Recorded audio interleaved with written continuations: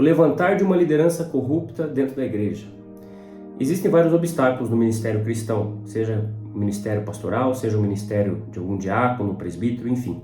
Às vezes, esses obstáculos são pessoas que se levantam para impedir o avançar da obra e às vezes, propositalmente, a pessoa quer parar a obra de Deus e às vezes, involuntariamente, pessoas se levantam, acabando tentando, sem querer, parar a obra de Deus. Como lidar com isso? Nós chegamos ao nosso dia 67 de plano de leitura. Você está no nosso plano de leitura, existe um link na descrição se você quiser participar desse plano de leitura da Palavra de Deus. Nós estamos há 67 dias, desde o dia 1º de janeiro, lendo a Palavra de Deus e eu te convido para estar junto comigo. Eu quero orar com você e que Deus possa nos iluminar dentro desse caminho, desse tema e vamos que vamos orar. Pai, em nome de Jesus, eu quero te louvar e te agradecer.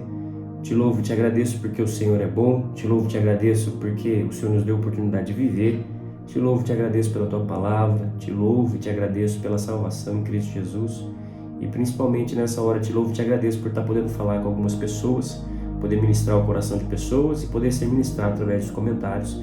Peço, Pai, que a tua presença seja sobre cada um de nós, é o que eu oro em nome de Jesus. Amém. Nós lemos aqui Números capítulo 16, Números capítulo 17 e 2 Timóteo capítulo 2. E basicamente eu vou parar em Números capítulo 16 porque é um momento emblemático, ele tem tudo a ver com esse tema. E nós estamos vindo de várias rebeliões no meio do povo de Israel. Nós vemos o livro de Levíticos, em que Deus estabelece as normas e as regras de como eles precisavam viver, mandamentos que eles precisavam obedecer, não só mandamentos que veio lá dos 10 mandamentos, mas agora celebração de festas, como que eu faço sacrifício, quando alguém me deve, quando alguém me prejudica, como que se lida dessa forma, quando alguém faz mal para minha casa, quando alguém mata alguém, quando existe homicídio. Deus ele estabelece alguns códigos de regras civis também, civis e morais. E no livro de Números, a gente acaba Levítico e entramos no livro de Números, onde Deus divide o povo em ordem de locomoção no deserto, cada tribo tinha sua posição, e o livro de Números basicamente é como eles viveram, como eles andaram no deserto. Ali nós vimos as regras, e eles estavam ali acampados recebendo as regras, e agora o livro de Números mostra o caminhar dele, quando eles tinham que levantar a tenda e caminhar, e nesse caminhar existiu muita rebelião. Nós vimos no dia de ontem, inclusive, Moisés, Arão e Miriam se levantando contra Moisés, contra a liderança de Moisés. Talvez isso deixou alguns resquícios dentro do povo, e nós vemos agora uma família, a família de Corá, seduzindo algumas pessoas para se colocar contra Moisés. Qual que era a treta de Corá? Ele não estava contente em apenas ser um levita. Corá era a tribo de Levi. A tribo de Levi havia sido chamada para cuidar de todo o ministério, ser a base do ministério sacerdotal, ministério dos sacerdotes. Nem todos os levitas eram sacerdotes. Somente os levitas da casa de Arão, era hereditário, tinha o ministério sacerdotal, de fazer o sacrifício, de acender incenso, de fazer o ofício sacerdotal, de estar entrando para oferecer, para ouvir a voz de Deus, enfim. E os levitas, eles precisavam estar ali suprindo, carregando a tenda, arrumando os utensílios, colocando as coisas no lugar. E Corá, ele não estava contente com isso. Não estava contente porque ele achava que ele podia também ser sacerdote. Ele não estava admirando o sacerdócio de Arão e nem a liderança de Moisés. Lembrando que Moisés não era um sacerdote. Moisés era como se fosse um porta-voz de Deus. Ele era o libertador. Era uma pessoa-chave ali naquele meio daquele povo. Ele estava aparentemente ali acima de Arão. Aparentemente não, certamente. Porque Deus falava diretamente com ele. E você vê também o protagonismo de Moisés. Moisés que fala, Arão, vai, oferece um incenso. Moisés se botava de joelho no chão. E esse capítulo 16 de Números vai mostrar o antagonismo, o contraponto, a diferença entre um homem que se colocou contrário à vontade de Deus e um homem piedoso, um homem que queria o bem do povo. Porque nós vemos o Corá não preocupado em salvar o povo, nós vemos Corá mais preocupado. Corá é o cara que foi rebelde, que seduziu algumas pessoas da tribo de Ruben também. Ele não estava preocupado em conduzir esse povo a uma terra prometida. Na verdade, ele até desconfiava da veracidade disso, apesar de ter visto os sinais através de Moisés.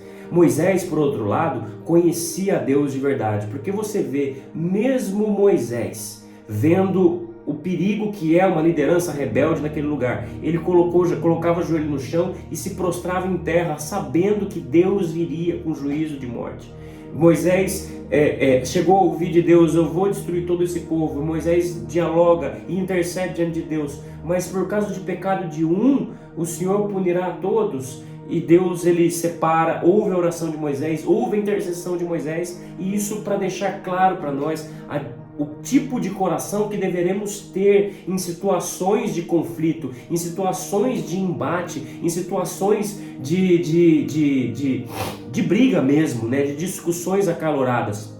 No tempo de hoje, no ministério, na minha experiência ministerial, várias pessoas se levantaram como liderança contrária à liderança principal da igreja, estabelecida através de oração, de imposição de mãos e tudo mais. Não que se levantar ou criticar seja algo errado. Se levantar para fazer uma crítica visando o bem do povo, dialogando, orando junto, isso é saudável para a igreja. Agora, quando uma liderança, um grupo de liderança se levanta não com a intenção de fazer com que aquele povo alcance a Deus, mas com a intenção de retirar do povo quem está errado, tirar do povo quem não está fazendo certo, quem é pecador.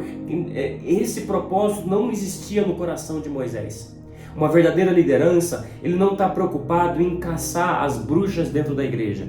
Ele está preocupado em ministrar aquela igreja, ministrar aquele povo com temor e tremor, porque essa liderança, se ela é verdadeira e conhece a Deus, ela sabe que o salário do pecado é a morte. Uma pessoa que se coloca contrário ao movimento evangelístico do ministério do Senhor, está se colocando na frente de Deus, está colocando contrário ao próprio Deus. E se colocar contrário ao próprio Deus, na melhor das hipóteses, é uma baita de uma ingenuidade, de uma ignorância.